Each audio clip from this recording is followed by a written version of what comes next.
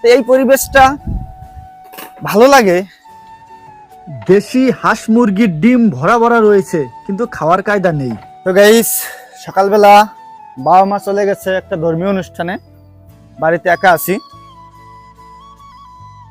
তো জল খেয়ে ওয়াশরুমে গেছি। ওয়াশরুম থেকে বের হতে হতে দেখি আকাশের অবস্থা খুবই সিরিয়াস, মানে যে কোনো মুহূর্তে বৃষ্টি নামবে। তো গোয়াল ঘরে গরুকে আজকে বেঁধে রেখে গেছে, আজকে আর বাইরে নেয়নি। তো এখন স্নান করব। তো স্নান করার আগে একটু চারপাশটা ঘুরে দেখি, কারণ মুরগি আছে, হাঁস আছে, আর বৃষ্টির ভিতরে মুরগি যদি অন্য খারাপ বনে জঙ্গলে থাকে তাহলে আবার খাটাসে খেয়ে ফেলতে পারে। আর আকাশের যা অবস্থা একটু দেখাই আপনাদের, যে কি পরিমাণে বৃষ্টি হবে। এখন ঝড়ের মতো বাতাস ছেড়ে দিছে, দেখা যাচ্ছে কিনা জানি না। ওকে, একটু পিছন ক্যামেরা দিয়ে দেখাই। দেখেন আকাশ, দেখছেন কি ভয়ঙ্কর, মনে হচ্ছে কাল বৈশাখী ঝড় আসবে। আর সিজন তো এখন এমনি আষাঢ় মাসের সিজন, সাধারণ বৃষ্টি হবে, কিন্তু আকাশ দেখে মনে হচ্ছে ঝড় চলে আসবে। অলরেডি বৃষ্টি টিপ টিপ করে পড়া শুরু করছে। চারপাশটা দেখুন, যে এখানে প্রচুর বাতাস, রাস্তাঘাটে কেউ নেই, কারণ বৃষ্টি আসতেছে, সবাই বাড়ি চলে গেছে। আর এখান থেকে এই যে বাড়ির অবস্থা এইবার দেখা যাচ্ছে, এই যে দেখেন কেমন ভয়ঙ্কর দেখাচ্ছে। আর ওই যে বৃষ্টি অলরেডি শুরু হয়ে গেছে, দেখা যায় কিনা জানি না। ওই দেখেন বৃষ্টি পড়তেছে, ওই যে ওখান দিয়ে বৃষ্টি পড়তেছে। আর রাস্তায় তো লোকজন কেউ নেই, ফাঁকা রাস্তা। বাড়িতে একা একা থাকতে এমনি মন নেয় না, এরপরে যদি আরো বৃষ্টি হয়, সারাদিন ঘরের ভিতর বসে থাকো, বসে বসে গান শুনবানি, আর কি করার।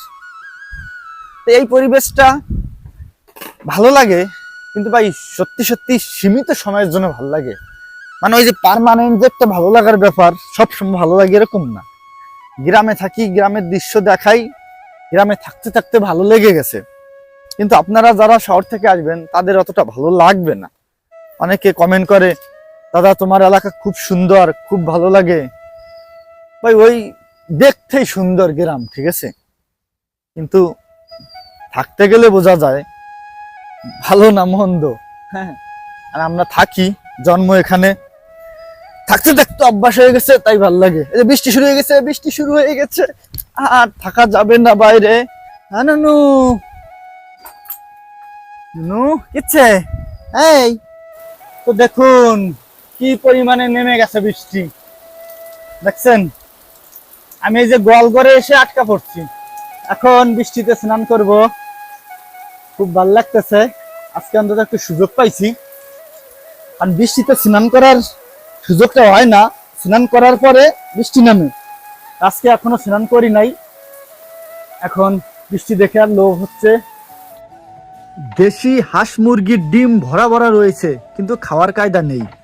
খেতে হচ্ছে কি, এই যে পটলের নিরামিষ, এই যে লাউ দিয়ে ডাল রান্না করছে, ওই যে হচ্ছে তোমার তাল, ঢেঁড়স ভাজি, এইগুলো দিয়ে খেতে হচ্ছে। এরকম 13 দিন খাওয়া লাগবে, কারণ আমার এক কাকা মারা গেছে।